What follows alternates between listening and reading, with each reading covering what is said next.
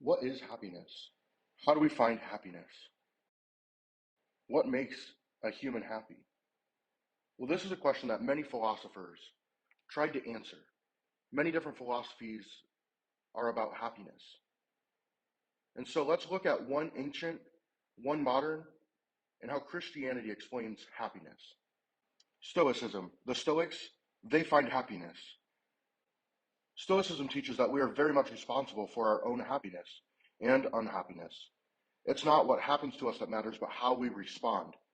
We can refuse to let the hands we are dealt decide over our well-being. And so the ancient Stoics, they saw happiness as what you can do to better your situation. And so their eudaimonia comes in the form of a triangle. First, you take responsibility. Then you focus on what you control, but always live with virtue. Live a virtuous life. They believe on thinking of the mind, taking control, taking responsibility, but ultimately living with virtues. All these people and their pleasures of life, you don't need all those things. All you need is this, right here. You have a mind, so why not use it? Isn't that what it's for? Don't you want it to do its job? You gotta think. You gotta be mentally happy. Hedonism.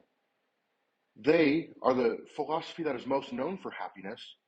Hedonism holds that happiness is a matter of raw subjective feeling. A happy life maximizes feelings of pleasure and minimizes pain. A happy person smiles light. They're bright-eyed and bushy-tailed. Their pleasures are intense and they have many. Their pains are few and far between. To a hedonist, if your pleasure outweighs your pain, that is a happy life. But if your pain outweighs your pleasure, it's an unhappy life. And so they focus on what makes you happy, what brings you the most pleasure. That is a happy life to a hedonist.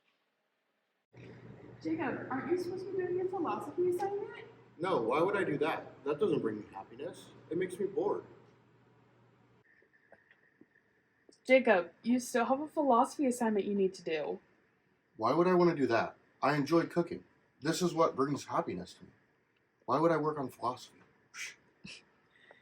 But now I want to look at Christian Eudaemonism, finding happiness in a fallen world. How does Christianity bring us happiness? Well, first, let's look at philosophy again. Darius Karlowitz says that the task of all philosophy, including Christian philosophy, is the therapy of souls who have been led astray by the demands of the passions and false pictures of happiness.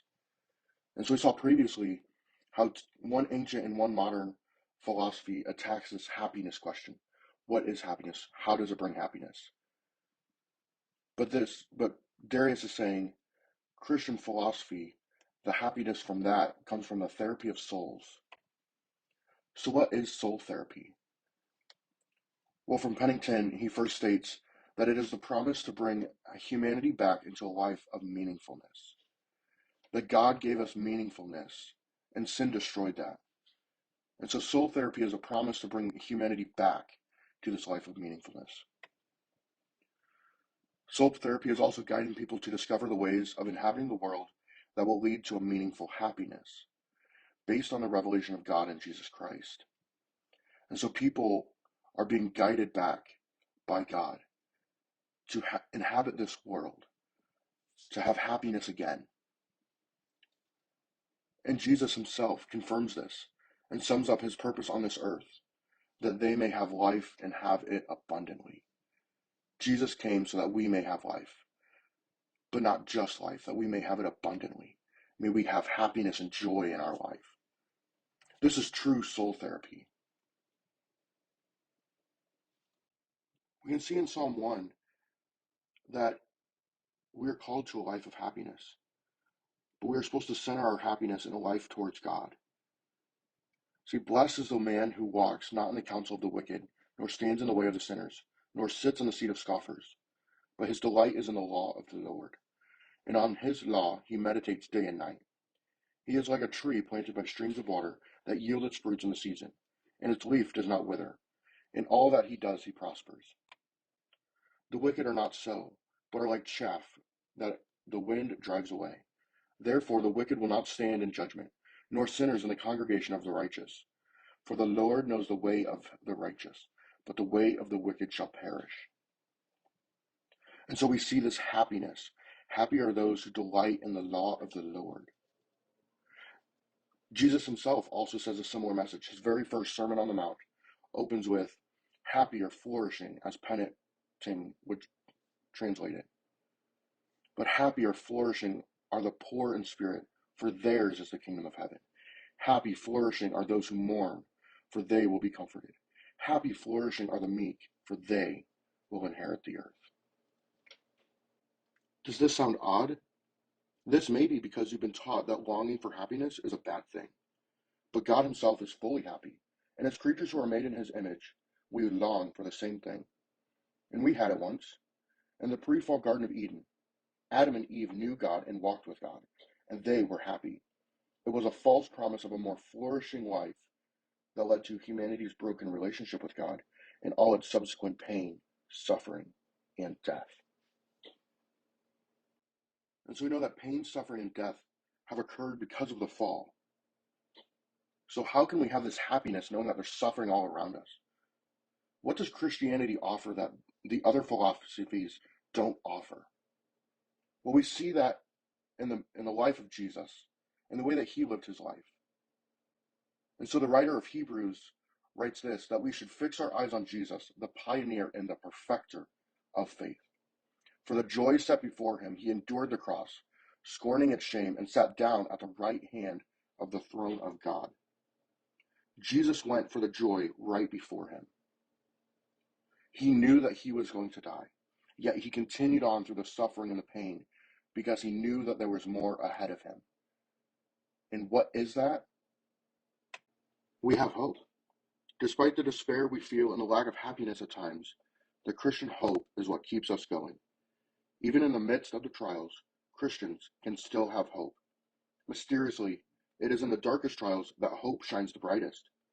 Most of the world does not have this hope today, but the Christian philosophy emphasizes precisely this: an honest assessment of the brokenness of life that is always oriented towards a sure hope for God's restoration of true flourishing to the world.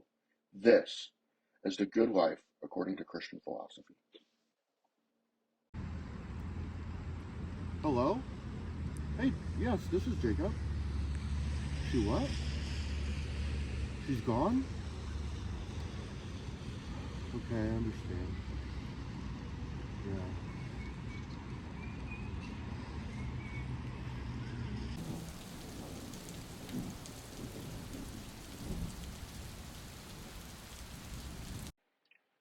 So now looking at Christianity, how does it compare to hedonism and stoicism that we talked about before?